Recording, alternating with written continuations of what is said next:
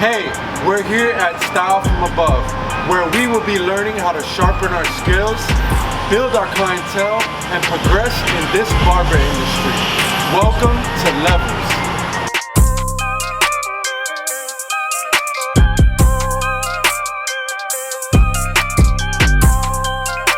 Hey guys, welcome back to Levels.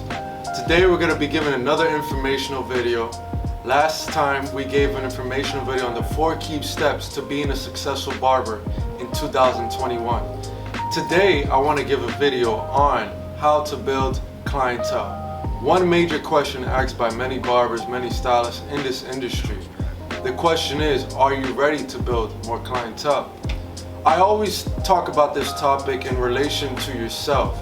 How far do you want to go? How much work do you want to put in? To build clientele, you don't want to look at the person next to you. You don't want to look at people on Instagram, because then you're going to be looking at their success and you're going to be thinking that you are not doing anything in your placement.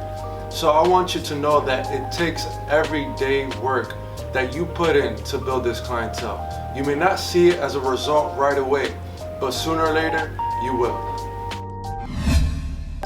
So first off, I want you to know that building clientele takes a different image. Why? Because when you have that different image, then you're seeking different people to cut. You want to make sure that when you're building clientele, you know exactly what you're offering. What you're offering goes a long way, because if you're just offering a haircut, then you're only going to stay in a small percentage of clientele. But if you're offering haircut and also offering relationship, then you've opened up your clientele to more people. There are people that come to just get service, just to talk with their stylist and with their barber. And there's also people that just come to get their service and go right around their business. So I want you to know that the first step is always to make sure that you broaden your percentage of clientele. You don't just stay not in only the versatile of hair, but also in your broaden of people. You want to make sure that you can adapt and talk with every kind of person. Is your chair producing? Is your station producing? If you're just enclosed, with all respect, to Spanish people, then your clientele is going to be limited. You don't want to have limits on who you can attend. The main important aspect in this industry is to make sure that you are offering your service to every person that is available, that is willing to get serviced. So every day when you go and think about it, 9 a.m., 8 a.m., 6 a.m., when you start servicing, are you only going to service the people on your schedule, or are you ready to take walk-ins? Are you ready to open up your schedule to more than just what you see on your schedule? That's how you build, when you go the extra mile, right? Same thing with the client.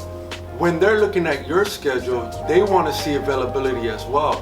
When a client sees availability that is locked up and not so much, my schedule, then what happens is they tend not to look forward to servicing you with you again.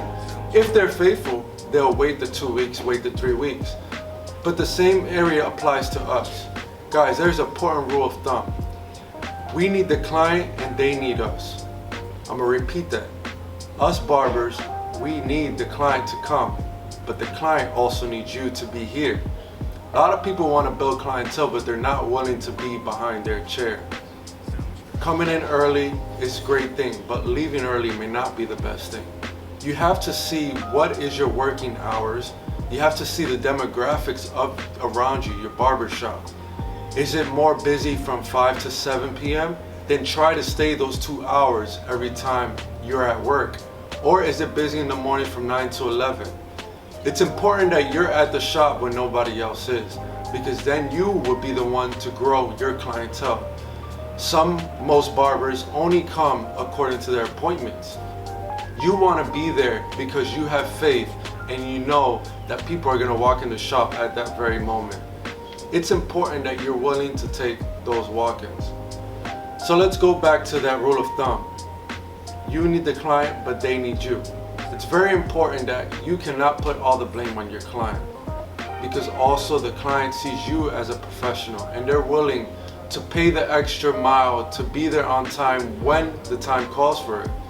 There's many times in my own experience that I've asked clients to reschedule and they had no problem with it. But now when the client wants to reschedule, you can't get upset. It's all about accommodating your client because they are, not to look at them that way, but they are your income. They are your money. They have to be present so you have work to do. It's so important that you remember that clients are the ones who sometimes and most of the time can bring you more clients. That is the best marketing. Your clientele is the best marketing. So are you using your clientele to your advantage? Are you using the people you service to your advantage? The way I see it when I service somebody, I'm trying to make sure they look their best, that they're looking transformed and that they're leaving different.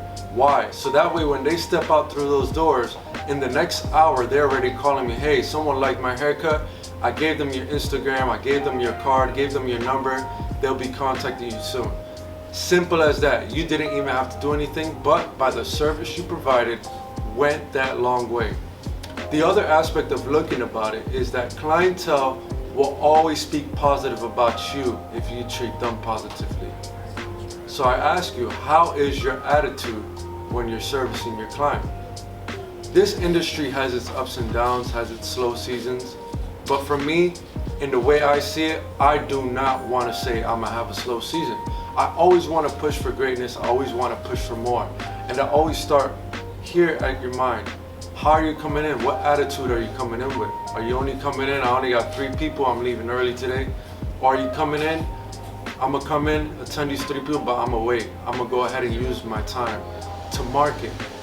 So when you're coming in with a certain attitude and you service that first client early in the morning, you're both tired, but you're still able to produce a great conversation, you're still able to produce a quality haircut, and you're still able to produce a great experience for them.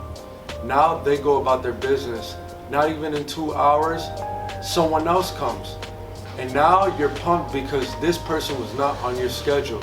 So now you're excited, you have that passion to really transform. And I don't know about you, but I love seeing people that need a true makeover. Seeing people that need a true transformation. When they come in with the beard looking crazy, hair looking crazy, and they want something totally new, they're putting their trust in your hands. So how are you handling your clientele's trust towards you? They're trusting you with all their image, they're trusting you to look at you, especially when they have different events to attend, or they're going on a vacation. How are you gonna give them that final touch? That way they can come back to you. So the important thing is your time as well. When a client is here, sitting down, their time is valuable, but so is yours. So when you want to build clientele, how strict are you being on your time? I'm one to always look at the time every couple minutes because I want to make sure my schedule is going according to theirs. It's not about how you start, it's how you finish.